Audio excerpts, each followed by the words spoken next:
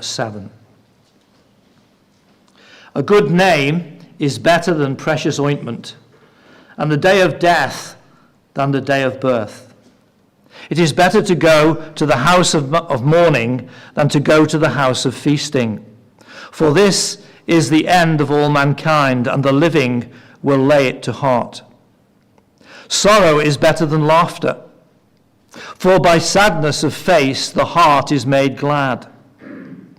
The heart of the wise is in the house of mourning, but the heart of fools is in the house of mirth. It is better for a man to hear the rebuke of the wise than to hear the song of fools. For as the crackling of thorns under a pot, so is the laughing of the fools. This also is vanity. Surely oppression drives the wise into madness, and a bribe corrupts the heart. Better is the end of a thing than its beginning, and the patient in spirit is better than the proud in spirit. Be not quick in your spirit to become angry, for anger lodges in the heart of fools. Say not, why were the former days better than these?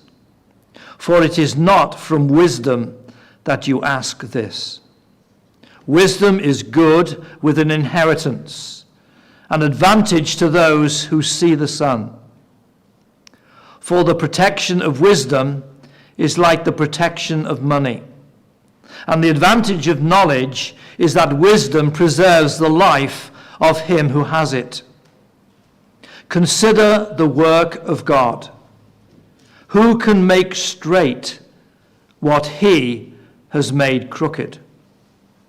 In the day of prosperity, be joyful, and in the day of adversity, consider God has made the one as well as the other, so that man may not find out anything that will be after him. I'm looking forward to Mathew explaining that to me. We'll read God's word later. Amen. If you turn again, please, to Ecclesiastes chapter 7, and we'll pick up God's word again at verse 15 and read to the end of the chapter.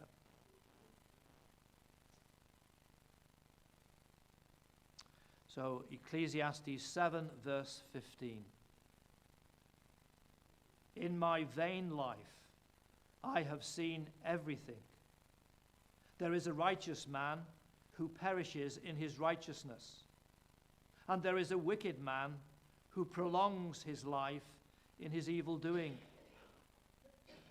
Be not overly righteous, and do not make yourself too wise. Why should you destroy yourself? Be not overly wicked, neither be a fool. Why should you die before your time? It is good that you should take hold of this, and from that withhold not your hand. For the one who fears God shall come out from both of them. Wisdom gives strength to the wise man, more than 10 rulers who are in a city. Surely there is not a righteous man on earth who does good and never sins. Do not take to heart all the things that people say, lest you hear your servant cursing you. Your heart knows that many times you yourself have cursed others. All this I have tested by wisdom. I said, I will be wise, but it was far from me. That which has been is far off and deep, very deep. Who can find it out? I turned my heart to know and to search out and to seek wisdom and the scheme of things, and to know the wickedness of folly and the foolishness that is madness. And I find something more bitter than death, the woman whose heart is snared and nets, and whose hands are fetters. He who pleases God escapes her, but the sinner is taken by her. Behold, this is what I found, says the preacher, while adding one thing to another to find the scheme of things, which my soul has sought repeatedly, but I have not found. One man among 1,000 I found, but a woman among all these I have not found. See, this alone I found, that God made man upright, but they have sought out many schemes. So reads. There is a time for everything, and the time for Bethel's evening service is 6:30 p.m. Sorry about that one. In my defense, obviously none of you got the memo that this year we're supposed to put the clocks back an hour and 15 minutes. Interestingly, as I pulled up to the traffic lights, I did hear a voice from the car in the lane to the side of me, which said, "You can't be late as well, you're the speaker." Thanks for that, Stuart. It was good. In all seriousness, I am sorry that I'm late. And the reason mainly why I'm sorry I'm late is because before the service starts, the speaker will normally meet in the vestry. And that is an important time because it's not about what the speaker has to say. It's about what God has to say through his word. And it's always good to sit in the vestry to pray with some of the leaders from the church about what is happening. And I'm sorry that I missed that. But I mention that because I'm particularly grateful for Don and his prayers earlier. And what he said was really helpful. And that's what we pray, isn't it? This is God's work and his word. And we want to hear from him through it. Let me just pray again. And then we're going to look at this passage together. Father, I thank you so much that this is your word and you have given it to us so that we might know you better and know how we can live our lives to your glory now. Lord, I pray that we would do that effectively in our lives as a result of what we hear from you today. Lord, please give me wisdom. Please give me clarity. Lord, help me to communicate the most important things you want us to hear tonight. And may there be nothing that distracts us from that. In your name, Jesus. Amen. There are lots of good names, aren't there? I don't know if you're here tonight. Will Williams. What a great name. Every time I see Will, I think that is a cool name. Will Williams. I also think that there must be people who will only know his surname, which means that for them, his first name is his hidden or his secret will. And his surname then is his revealed will and his perfect will. That's a niche theological joke. If you don't get it, ask someone who sniggered later and they'll explain it to you. I've got a friend whose middle name is actually Baby. What a great middle name. I don't think I've ever actually walked across a crowded room and gone up to him and said, "Hey, baby, how you doing?" But I know I'm tempted to because I think it'd be really funny. Many of you, I'm sure, will remember Ken Clark from Westvale Chapel. Great guy, gentle, kind, and friendly. When I was a child and he'd come to speak at church, especially when I was a young child, I was always really impressed by his name. Because if Superman was real, calling himself Clark Kent would be too obvious, wouldn't it? But Ken Clark. Of course, this isn't what verse 1 is saying. A good name is better than precious ointment. It's not about how a name sounds or its connection to anything in our culture that exists today. It's about what the name represents. When we hear a name, we have a reaction, don't we? We either go, "Oh, I like that person," or we go, "Oh, no, not them." That's what we're talking about here. Instead of using the phrase "a good name," we could say "a good reputation." I used 3 examples of people with cool names. You know, all of those people also happen to have great reputations. We can think of many others, can't we? ESV says here that a good name is better than precious ointment. The NIV translates this as a good name is better than fine perfume. That's quite a helpful way of thinking it, I think. Like the aroma of a fine perfume, which we can smell maybe before we even see somebody. A good reputation goes before a person as an introduction. But this gives us something else to think about. The good name, the good reputation, it's not just like fine perfume or precious ointment. It's better than fine perfume. Think of somebody whose name you really value. Maybe it's a parent or a friend or a mentor. Somebody with a good name. Now imagine that they turn up at your front door and there's been some sort of accident with an agricultural vehicle and they're covered in manure. You might karcher them before they... No, don't do that. That'll take the skin off. Don't pressure wash your friends, but you might hose them down before they come in. But you're still going to welcome them into your home, aren't you, eventually? Why is that? It's not because of their presentation. It's because of their good name, because of their reputation, because of who they are. Now imagine somebody with a terrible reputation. I won't specify what that reputation could be. I'll leave that to your imagination.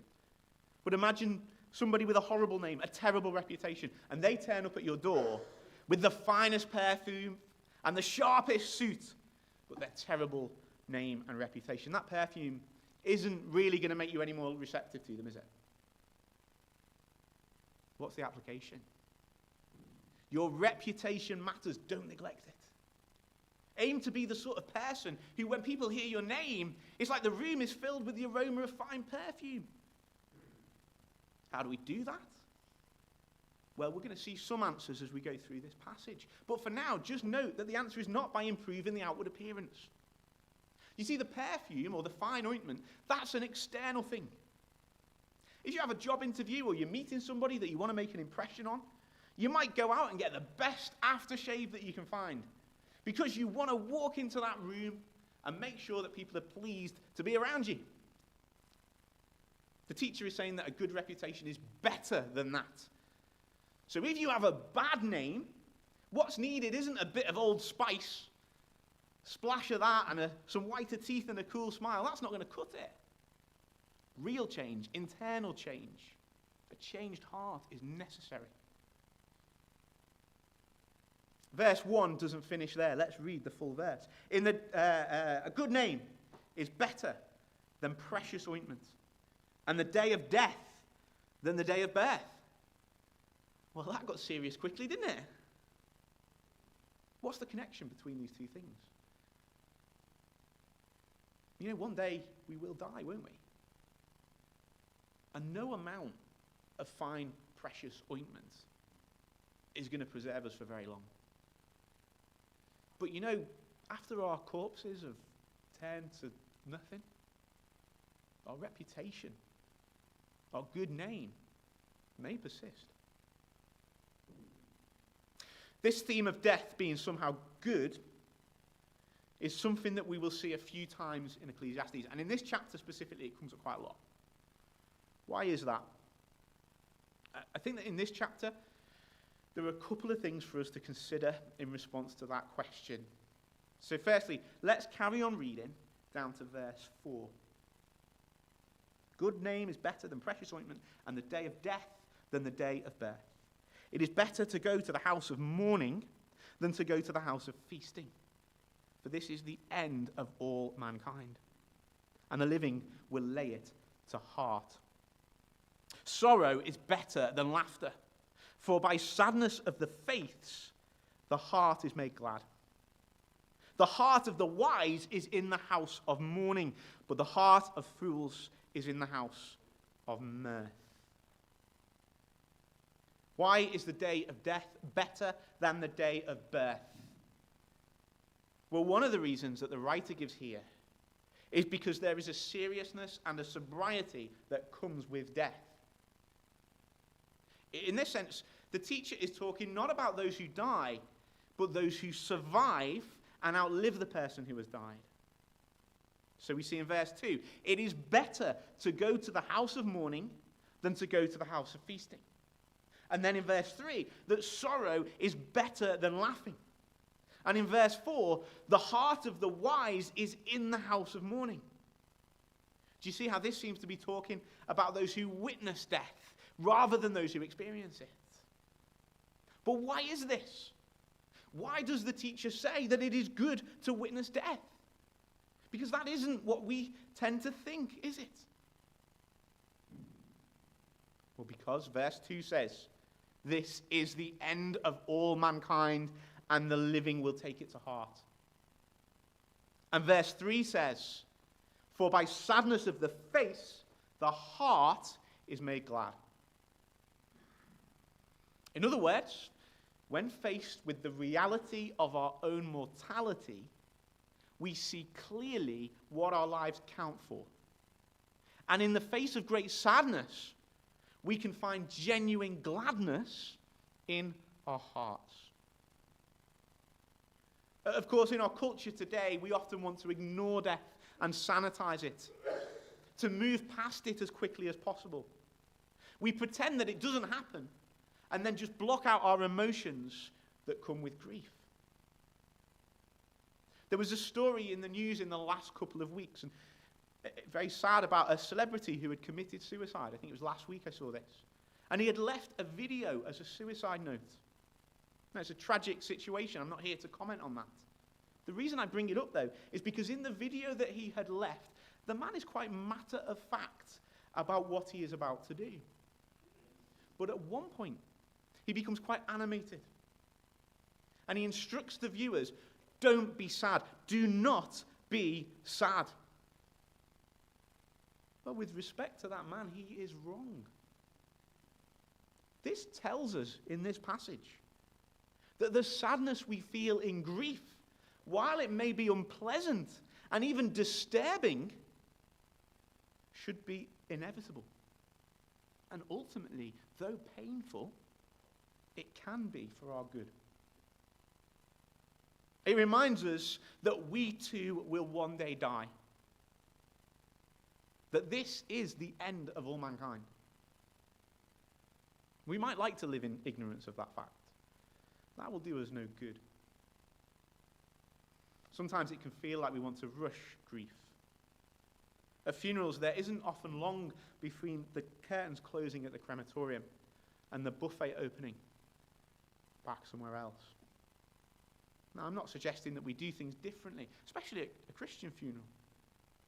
But I'm sure that all of us have been to funerals where afterwards it feels that the drink is flowing and the mood is quickly changing from the somberness of death to the joviality of just a regular weeknight at the local carvery. It's as if people are afraid to look grief and sadness in the face for very long. And so instead they just seek to block it out and move past it.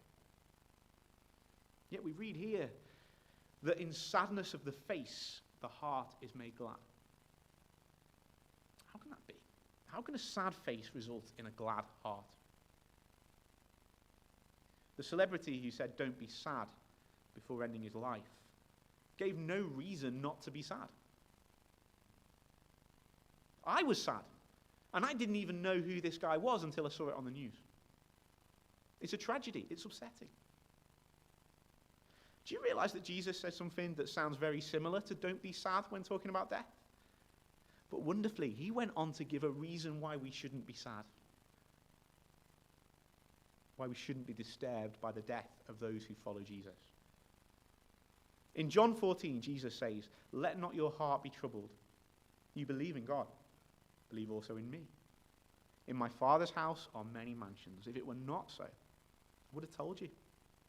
I go to prepare a place for you. And if I go and prepare a place for you, I will come again and receive you to myself. That where I am, there you may also be. And where I go, you know. And the way, you know. The reason why Christians should not let their heart be troubled in the face of grief is because we have a hope that goes beyond the grave. We know that there will be a resurrection. We know that there will be a day of judgment, that there is a heaven and that there is a hell. And so in the light of this, grief can be good. Because considering the death of others and the reality of our own mortality reminds us of our need to prepare for the day when it will be us at the front of the church in the coffin. And this should lead us to look to Christ, to remember what he did on the cross for us. It should cause us to repent of our sin and throw ourselves at his mercy. Also, just as an aside, how wise, how kind, how compassionate is Jesus in John 14? He doesn't say, don't be sad. He says instead, let not your heart be troubled. Ecclesiastes is very clear. We should grieve. We should be sad. But verse 3, by sadness of the face, the heart is made glad. We can't just skip the sadness. We do feel the emotion that comes with being in the house of mourning. But in the midst of that pain, by God's grace, we can find comfort in the promises of God. We can find thankfulness for all that has passed and hope for what is still to come, even in the face of death. Perhaps especially in the face of death. Death, of course, is not good. Let's not misunderstand that. And it is sad. The world is broken. The beat is off, as Josh showed us last week. But Jesus is the remedy for that. What he has done means that we can be restored to a right relationship with the Father. We can live in step with him while the world sings out of tune. I remember going to work in a suit once. A guy who worked in the same office as me, Barry, he said, "You going to court, Matt?" And I said, "No, mate, it's a funeral." Another time, he turned up in a suit, so I asked him if he was going to a funeral, and it turned out he was going to court, which I thought was quite a funny, poetic reversal of our banter. He wasn't in trouble. It was just that it was something to do with work. You know, so often you go to a Christian funeral with a heavy heart, and then during the service, you're reminded of God's faithfulness in somebody's life. You're encouraged by the songs that you sing, the passages that are read, the message that is clearly proclaimed. And I have gone back to work after funerals, and sometimes colleagues who at the time aren't Christians have been really compassionate and tender, sort of treading on eggshells. How did it go? Gently asking. And I've been able to respond and say, do you know what? It was great. It was a privilege to be there. It was a joy. It's a privilege to be able to experience true and sincere joy and thankfulness and a fullness of heart, deep gratitude, even in the face of the sadness of death. So why is the day of death better than the day of birth? Because there is a seriousness and a sobriety that comes with death, which points us to God. Secondly, because verse 8 tells us, better is the end of a thing than its beginning. Now, this still could be talking to the mourners, those who are witnessing death. When we consider the life of a brother or sister in Christ who has run the race with faithfulness, who fought the good fight and has seen it through to completion, then we can be encouraged to pursue the same end. But could it also be that the teacher here is actually talking about the person who has died? This isn't the way that we tend to think, is it? In our culture, we say, seize the day. We want to live for this moment now, the moment that we're in.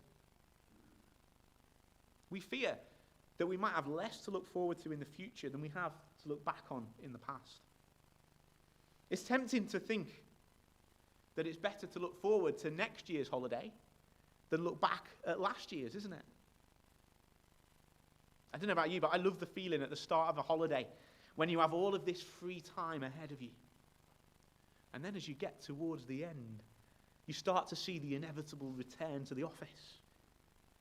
If you're away for 2 weeks, sometimes it feels like the dark clouds of having to go home are starting to gather before even the end of the first week. I think the teacher would tell me that I got it all wrong. From this verse, I think he would say that it's better to look back at a great holiday that has happened than to look forward to something that is at this point just a hypothetical possibility. And I think that intuitively, we know this, don't we? Because we don't typically have albums and framed photographs in our houses of places that we haven't been to yet. But we have loads of pictures of great times from the past. We get so much more from looking at photos of good times from years ago with friends and family members than we do reading a TUI catalogue, or a Saga catalogue if you prefer, of places that we haven't been to yet. We might discuss future plans for places that we might want to go to and things we might want to do. But how much better are the conversations when we reminisce on experiences that we have had and are thankful for? Don't misunderstand what I'm saying here. The teacher is going to go on to warn us in verse 10. Say not, why were the former days better than these? For it is not from wisdom that you ask this. We don't look back at the past to mourn the present, but we need to recognize that because of the good things in the past, that our lives today are better and enriched as a result of them. I think that the teacher tells us that the best day of our life isn't something that happened in the past, but something that will still happen in the future. In fact, in earthly terms, our best day should be our last day, when we can look back on a life full of God's faithfulness with joy and gratitude. And I've not looked this up, so I don't have the exact quote, but you'll be familiar with it from the last Narnia book. C.S. Lewis writes something along the lines of describing every day was perfect and every day was better than the last. That's true, isn't it? That's our hope. If yesterday was the best day in your life, today should be better because yesterday happened. But we tend to think, well, today's not as good because that's in the past now, rather than something to look forward to. No, that's not true. That's backwards thinking. When a new baby is born, it's exciting. All the possibilities that lie ahead. It's like a brand new blank notebook, an empty hard drive, or a car with no miles on the clock. What adventures await for the day of death? Hopefully, we return to our God with a heart full of thankfulness, having experienced good things, God's love and faithfulness, and we return to Him. It's like a full notebook of personal experiences, a hard drive full of photos and videos, or a battered car that's been driven around the world. The teacher says, better is the end of the thing than its beginning. It seems counterintuitive to us. And it doesn't take away the grief and the loss or the sadness that we feel in death. But of course, for Christians, we have a hope that goes beyond the grave. And so, in fact, the end is not the end for those who are in Christ. Just because something is in the past doesn't take away its significance. We can apply that to all sorts of things. Some people say that they want to live their life a bit before they consider whether they need to get to know God, whether they need to get right with Him. That's a terrible decision to make. It's a terrible decision because while you might think you are merely deferring a relationship with God until later, when you might be more ready, in reality, by not seeking Him today, you are actively rejecting Him, which is a dangerous game because tomorrow is not promised. Today is the day of salvation. Seek the Lord while He may be found. But not only that, the joy of the Christian life is not just the day that you are saved, but every day that follows after it. Why would we want to miss out on that? So why is the day of death better than the day of birth, as the passage says? Well, it is because there is a seriousness and a sobriety that comes with death, which points us to God. And it is because on the day of death, we can look back on all of the good things which have happened as realities to be thankful for, rather than looking forward to them as hypothetical hopes and dreams. We can see God's faithfulness, and we look forward to the ultimate faithfulness that we will see in His kingdom in heaven.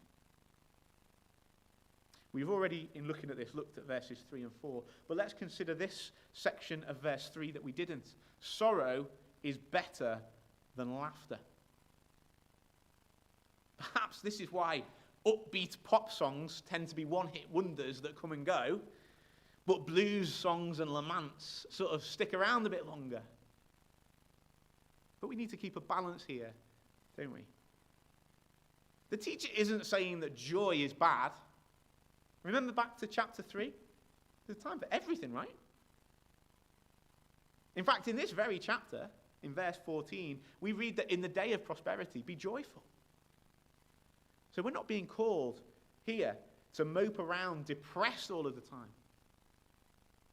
But we are being reminded that perhaps the situations and the emotions that we naturally try to avoid could actually be the very places where we are most likely to find true and lasting joy. Verse 5, the rebuke of the wise is better than the songs of fools. Again, think of chapter 3. There is a time for everything. But sometimes in our grief, we need to be rebuked. Rarely, in a time of crisis, do we need the song of laughter or fools. And yet often, isn't that our society's answer to our problems? Wisdom knows when to rebuke, even when that is painful. Fools deflect, often towards something that's just trivial entertainment. Verse 6. For as the crackling of thorns unto a pot, so is the laughter of the fools. This also is vanity. I remember once I was in a building on the first floor and the window was open. And I was looking out of the window and there was a set of gateposts and somebody was trying to get their car out of this car park where these gateposts were. Stone gateposts. And it was quite tight. And as they tried to drive out, they did it very carefully, but they misjudged it. And they scraped the side of their car against these stone gateposts. And some of their friends were outside the car watching, and do you know what? They laughed. They cackled. Passers-by pointing and laughing at somebody in their moment of distress. It's like the crackling of thorns under a pot. They didn't help that driver in his moment of need. And it wasn't real joy that they were experiencing and expressing. It was just unhelpful, foolish vanity. Verse 7, surely oppression drives the wise into madness, and a bribe corrupts the heart. Oppression drives the wise into madness. Contrast that to verses 11, verses 12, and verses 19, which talk about wisdom as offering protection. We know that this is true, don't we? Wisdom and knowledge, like great wealth, can offer us protection. They can shelter us from many troubles. But that isn't always the case. And in fact, when the wise are oppressed, it can drive them into madness. Verse 15 shows this again. Let's read it. In my vain life I have seen everything. There is a righteous man who perishes in his righteousness, and there is a wicked man who prolongs his life in evil doing. I think verse 15 is particularly helpful. You feel as if the teacher is reminding us of the last chapter, which Josh helpfully shared us with last week. Something is off beat. The beat is off. Why does the rich man perish? Why does the wise man suffer? It's vanity. Why is it this way? It's because something is very wrong with this world. We should seek wisdom. But we are wrong if we expect to always find life easy because of wisdom. In a fallen world, we will inevitably face suffering. Verse 9. Be not quick in your spirit to become angry, for anger lodges in the heart of fools. This is really practical, helpful advice. Sometimes anger flares up and we have to fight it and deal with it. But often, anger is stoked. If we practice anger, we make it our habit, it will lodge itself within us, within our characters, within our personalities, within our attitudes. It will become a part of us. We shouldn't do that. Let it not even get a look in. Verse 13. Consider the work of God. Who can make straight what he has made crooked? Look, this is a confusing verse, but I'd like to suggest there's two ways that we could look at it. One way. This book is all about the writer applying his wisdom and seeking to find out, to explain things. The writer looks at things which don't make sense. He seeks to understand the big questions of life. But the answer is not obvious. It evades him. It is as if God has made the route to the answer crooked. He has made it difficult for us to find out some of these answers easily. We shouldn't be surprised then if we don't have the answers to every question. Because if there is something which God has made crooked or not obvious, then who can straighten it out? There are things that just don't make sense. There are things which God has not revealed to us, and we must trust him with them. Another way of reading this. Consider the work of God, who can make straight what he has made crooked. In what ways has God made something crooked? Crooked seems to imply that something has been distorted, bent out of shape. When God made the world, he made it good. He made it perfect. But when mankind rebelled against God, there was a curse. God separated mankind from himself. The way to him is no longer straight and open. It's crooked. Who can undo this curse? Who can make a straight path back to God? Consider the works of God. He has made a way where there was no way. He has made a straight path back to himself. Jesus took our sin, our guilt, and our shame. He bore the separation from the Father that we deserve because of our sin. Now the veil is torn down. There is a way back to God through the cross. Who can make straight what God has made crooked? The answer, God himself can. And he has. The teacher here may have wondered how this could ever happen. And he just had to trust that God would one day deliver his people. But we have the privilege of looking back and seeing how God has rescued his people through Christ. Let's carry on reading verses 15 down to 18. In my vain life, I have seen everything. There is a righteous man who perishes in his righteousness, and there is a wicked man who prolongs his life in his evil doing. Be not overly righteous, and do not make yourself too wise. Why should you destroy yourself?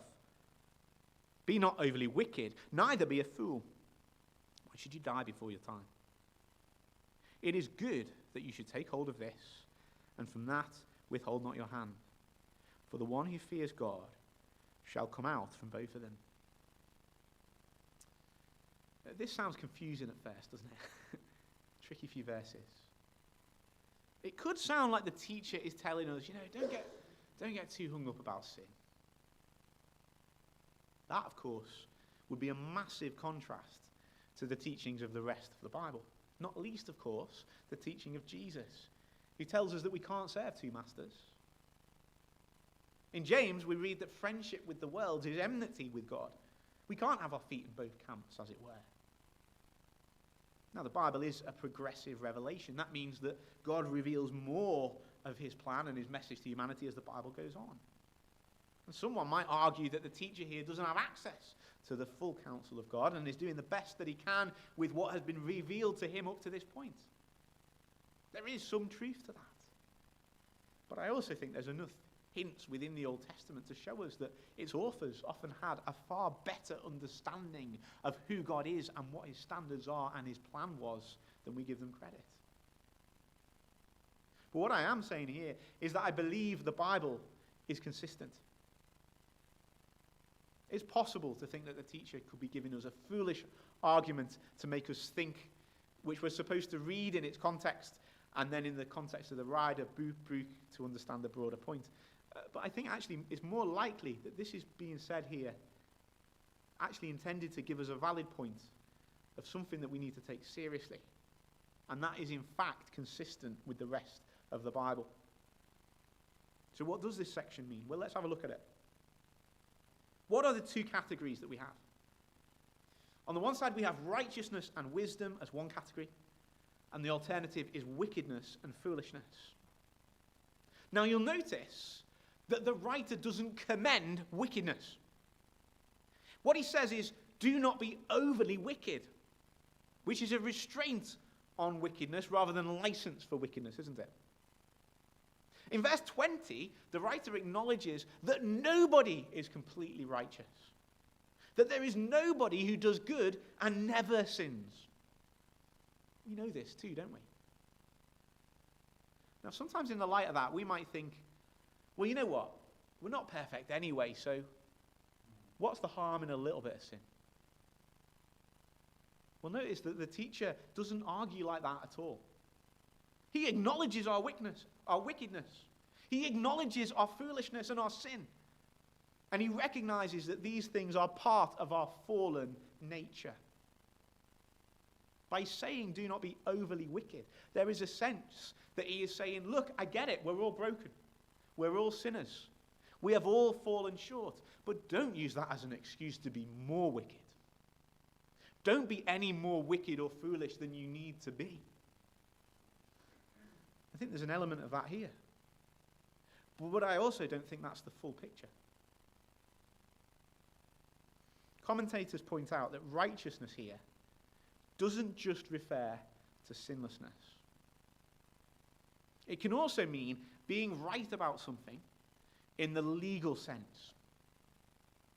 Perhaps you get paid to work 9 till 5, and that is it. There's no overtime.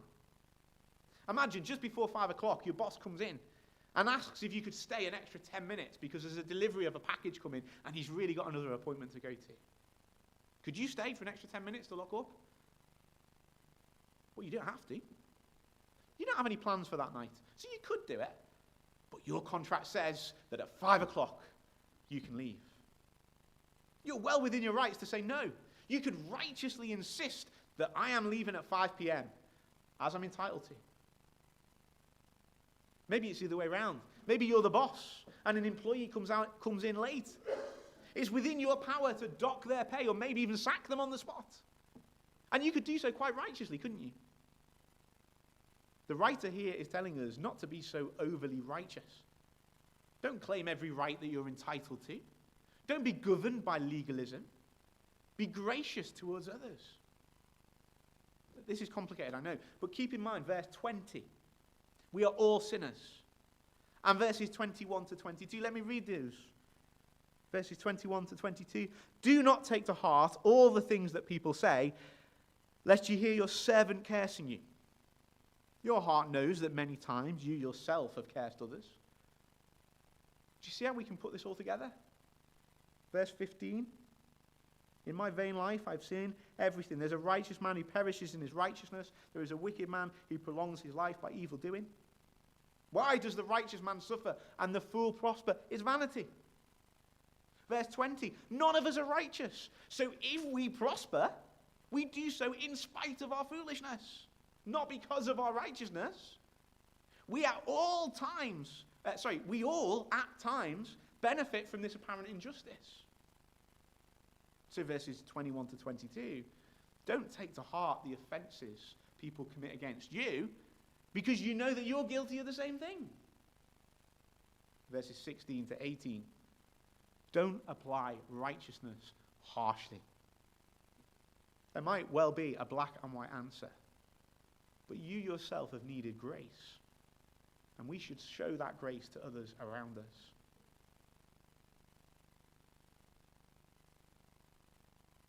Do you see how do not be overly righteous doesn't mean be wicked? That's not what the writer's saying. Also, note verse 16. Do not make yourself too wise.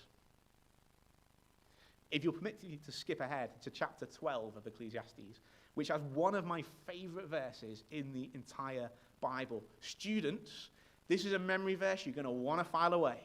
Because chapter 12, verse 12 tells us that of making many books there is no end, and much study wearies the body. So there's one to pull out when you're done with revision for the day, okay? I used it yesterday when some friends phoned me and invited me to go for lunch, and I used it to stop preparing for this sermon for an hour and go and have some lunch. We don't want to be known as people who do nothing but study. We don't want to be known as people who are always right about everything.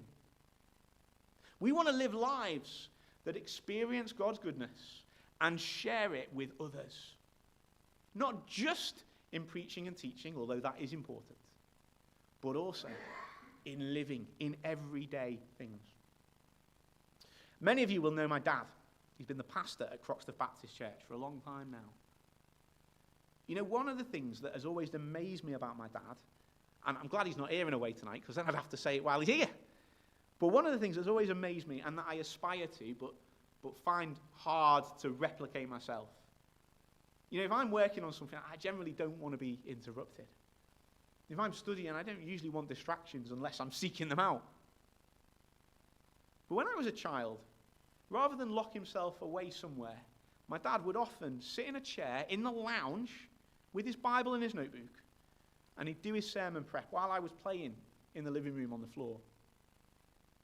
I never once remember him begrudging me if I interrupted him and asked him a question, or just made too much noise or got in the way. He didn't do that. And you know, it's still true today. These days, my dad tends to do his preparation in his study. I don't think it's because he's hiding himself away, it's just that he uses a computer these days, and that's where he has his computer. Usually, more often than not, he has the door open. And even if it's not, if myself and my mum walks into that room, he sits sideways to the door like this, typing. Okay. And as soon as you approach or open the door, he takes his hands off the keyboard, he swivels 90 degrees on his chair, he looks you in the eye, smiles and talks. He doesn't say, like I would, oh, just let me finish this sentence or this thought. Can you come back in 5 minutes? No, he just puts it to one side, and he is available right away. And he doesn't mind if the interruption is something silly. It doesn't need to be, the house is on fire, or something spiritual. I've got a question about this passage. It can be a normal thing. It can be anything. Do you know, I think that is what it looks like to not be overly righteous. I remember hearing Barnabas Piper, who's John Piper's son. He was asked what it was like when all these well-known famous speakers from across America, or in fact the world, would come and visit. They'd preach at their church in the morning, they'd stay at his house because John Piper's a well-known speaker who would have invited them. These big-name guest speakers would often stay for lunch and have dinner with the family after the service. John Piper's son was asked what this was like. And he said that quite a lot of them were just so engrossed with discussing theological points with his dad, John Piper, that they didn't really interact with him as a child. He was just a kid sitting there messing around. Now, I don't think those guest speakers were sinning. They would have been excited to have met John Piper.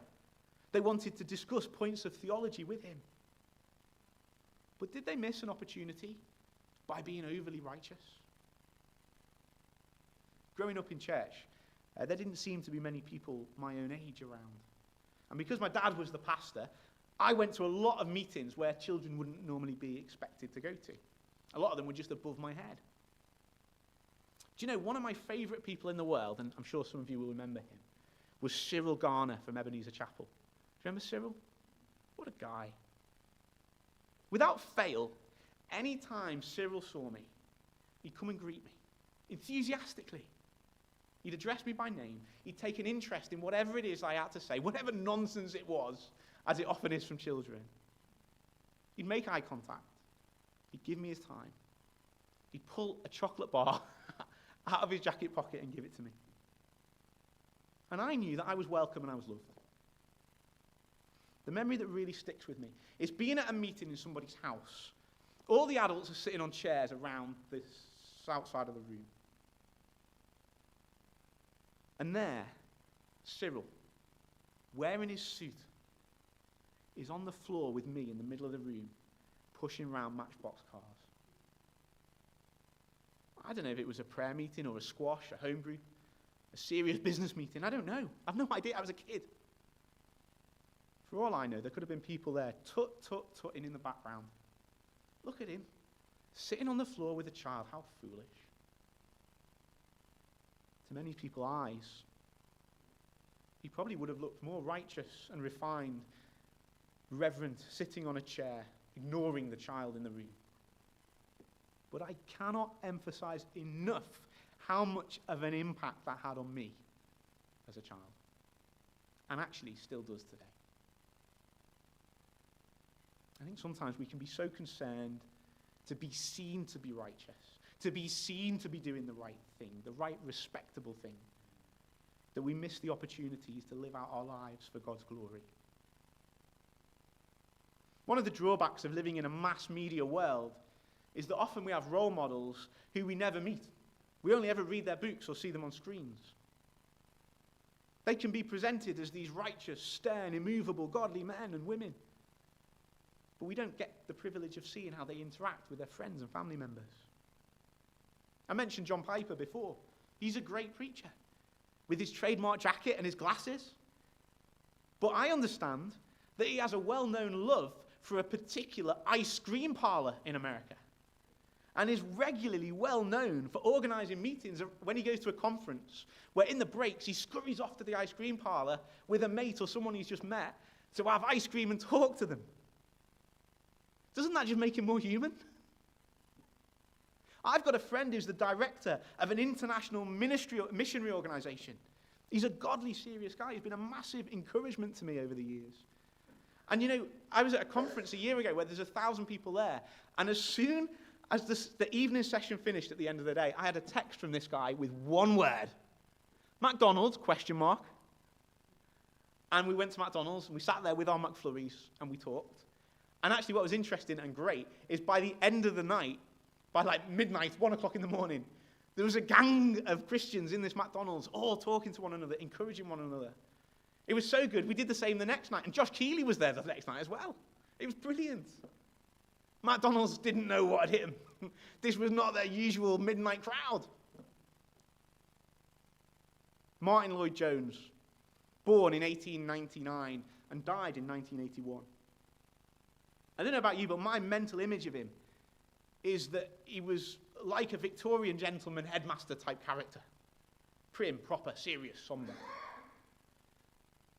He used to spend time with his grandson Adam watching wrestling on TV. Listen to this from an article on the Gospel Coalition website talking about Martin Lloyd-Jones. I think about the delight of Lloyd-Jones' youngest daughter, Anne, as she remembered how her father would play with her on the way to Westminster Chapel. On Sundays, as a little girl, Anne would ride the train with Lloyd-Jones. There were 12 stops in between their station and Westminster. The rule was that he would go over his sermon notes through the first station. And for the next 11 stops, he would play a game with her. Can you imagine him in his black three-piece suit playing children's games just before he is about to preach? One stop for sermon preparation. 11 stops for kids' games. I don't know about you, but that story would attract me to read his books or listen to his sermons more than any stuffy recommendation from any great theologian on the back of a book. This passage is not giving us permission to sin. But I do think it is warning us not to chase after the appearance of righteousness just for the sake of it. Verse 1. A good name is better than precious ointment, fine perfume. But our reputation often has very little to do with our academic qualifications and everything to do with how we love one another, how we live out what we believe. Verses 23 to 24. All this I have tested by wisdom. I said, I will be wise, but it was far from me. That which has been far off and deep, very deep, who can find it out?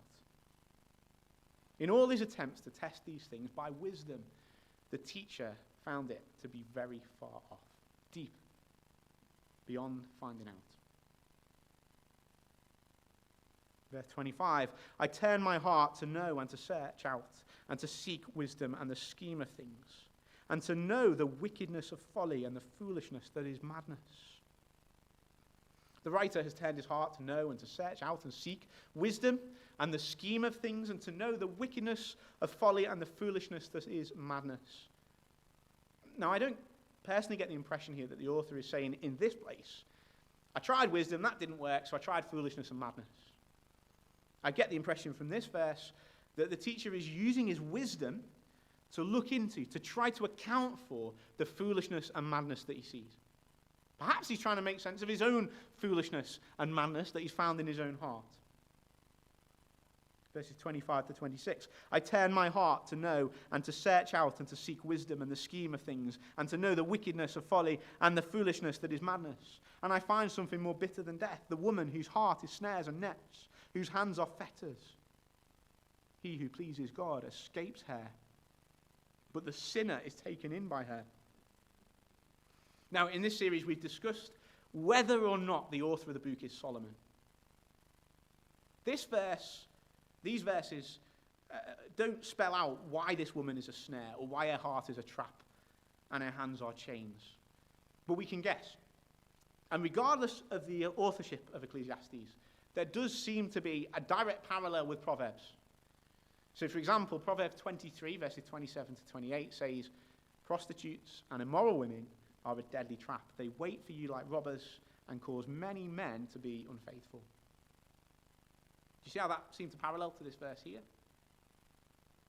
Now, we need to understand this in its context. This appears to be speaking to men about women, but it reflects the literature and the society of the time. Of course, this is not exclusively a problem for men. Just as men should be aware of the woman who is a snare, women should be aware of the man who is a snare. Just as prostitutes and immoral women wait like robbers and cause many men to be unfaithful, so also do prostitutes and immoral men wait like robbers and cause many women to be unfaithful. This is not about gender differences.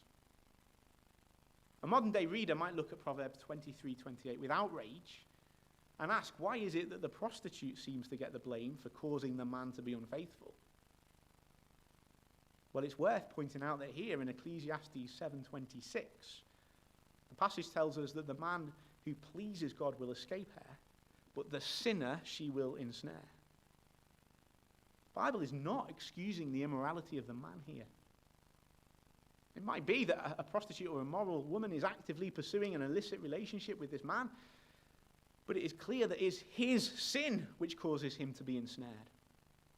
And of course, in our society again today, this passage is a warning both to men and to women. Finally, let's read verses 27 to 29 in closing. Behold, this is what I found, says the preacher, while adding one thing to another to find the scheme of things, which my soul has sought repeatedly, but I have not found. One man among 1,000 I have found, but a woman among all these I have not found. See, this alone I found, that God made man upright, but they have sought out many schemes. What does this mean? In the course of the teacher's finding out, as he goes and uses his knowledge to seek out truth and understanding, in the words of Bono, he still hasn't found what he's looking for. What is he looking for? Well, it says here, the scheme of things. He's trying to make sense of it all. And he can't. But along the way, he does find 1 in 1,000 men who he can understand. But he can't understand any of the women. What on earth does that mean? ESV commentary suggests that not only can the teacher not make sense of life, but also most people are a mystery to him as well. Out of 1,000 men, there's only one that he's understood, and he hasn't figured any of the women out. Maybe the one man that he understands is himself. I don't know. If that's what this means, maybe it is Solomon who wrote it. It would make sense that a ruler as rich and powerful as Solomon would feel that there are so few men that he can truly understand, trust, and relate to. It would make sense that a man with so many wives, who we know was led away from God by these wives, would find himself isolated and unable to understand and relate to women. I'll be honest, I'm not entirely sure what these verses are saying, but I know this. The writer is desperate. He's in a desperate situation. The teacher has invested so much and still hasn't got the answers. Not only does he not have the answers, among 2,000 people, there's only one who he's found. The conclusion of the chapter then is in verse 29. This alone have I found, that God made man upright. They have sought out many schemes. The conclusion of this chapter: God made the world perfect, but we've gone our own way. The problem is not God. The problem is people, including me and including you.